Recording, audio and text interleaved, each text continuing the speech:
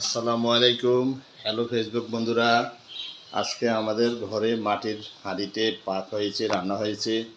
তোমাদেরকে দেখতে নিয়ে আসলাম।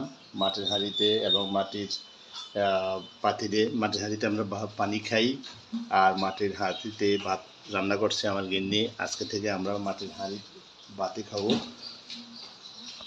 মাটির হাঁড়ির ভাত স্বাস্থ্যসম্মত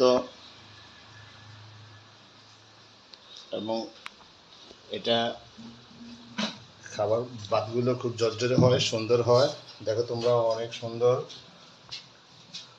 কোনো একটার সাথে একটা লাগে নাই, সুন্দর হয়েছে। আজকে থেকে শুরু করলাম, আশা করি তোমরাও এখন থেকে তোমাদের ঘরে মাটির পাতিলে রান্না করে খাবে, মাটির হাঁড়িতে পানি রাখবে। মাটির হাঁড়িতে খুব ঠান্ডা থাকে পানি। আমার গিন্নির আজকে থেকে শুরু করছে, আমার গিন্নির জন্য দোয়া করবা, তোমাদের জন্য শুভকামনা রইল।